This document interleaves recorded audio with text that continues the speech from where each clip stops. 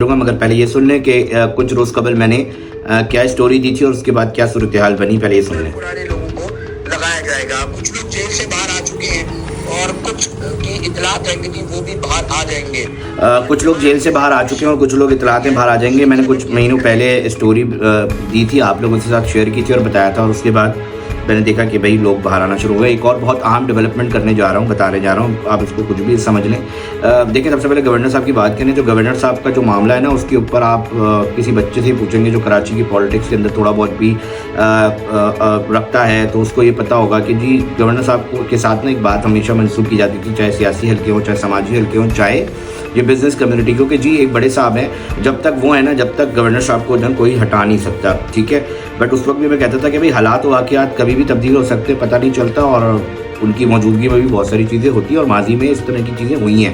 تاہم ابھی وہ موجود ہیں، مگر اس کے باوجود ہم نے خبر سب کے سامنے کہ گورنر صاحب کو ہٹا دیا گیا ہے. ایک تو معاملہ یہ ہے. دوسری بات جو میں اہم کرنے جا رہا ہوں کہ بھائی ایم کیو ایم کے اندر فاروق ستار صاحب اور چند لوگوں کے علاوہ پوری ایم کیو ایم میری اطلاعات کے مطابق وہ خود بھی نہیں چاہتی تھی کہ جی گورنر صاحب جو ہے نا وہ سیٹ پر جو ہے وہ ایز اے گورنر جو ہے وہ رہے. اور اختلافات کی خبریں مطلب یہ میں نہیں دے رہا، یہ سب کے پاس اور میڈیا کی زینت بن چکی ہے، یہ معاملہ ہے. دوسری جانب یہ بتایا گیا کہ یہ اعتماد میں نہیں لیا گیا. جی خبر تو ہو سکتی ہے، کسی کا بیان ہو سکتا ہے جو چلا گیا ہو، مگر ایسا ہے نہیں. پیچھے ذرائع اس بات کی تصدیق کرتے ہیں کہ بہت اہم لوگوں کو نالج میں تھا، ساری چیزیں تھیں، اور ان کو بھی پتہ ہے اور ان کو بھی پتہ ہے کہ جی یہ معاملہ ہے. دوسری بات جو سب سے اہم بات ہے جو اس کے اندر سمجھی جا رہی ہے کہ آلدو کے زرداری صاحب کا ایک انفلوئنس دیکھا جاتا ہے اس حوالے سے، اور جس کے اوپر جو ہے یہ گورنرشپ کامران خان کی صورت سے گئی ہے. یہ بھی جہاں خبریں گردش میں، وہاں یہ بھی ایم کیو ایم کے اندر ایک بہت بڑے طبقے کی رائے تھی کہ جی پاکستان پیپلز پارٹی کے اندر اگر کوئی برج کا رول ادا کر رہا ہے یا ایک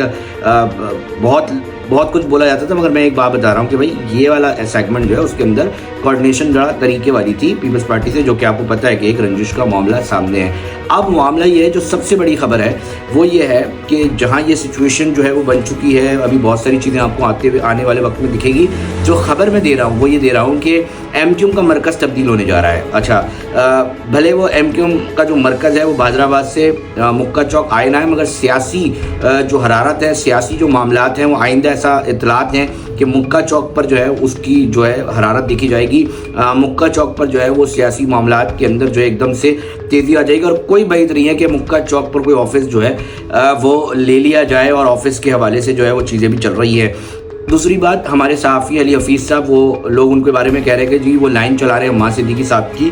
عمار صدیقی صاحب کی وہ لائن نہیں چلا رہے ہیں معاملات، اور کوئی بعید نہیں ہے کہ عمار صدیقی صاحب بھی سیاست کے اندر آئندہ دنوں میں جو ہے وہ منظر عام پہ آتے دکھائی دی ہیں، آئندہ جو ہے وہ دکھائی دیں، اور بہت ساری چیزیں ہیں جو چل رہی ہیں. اب معاملہ کیا ہے؟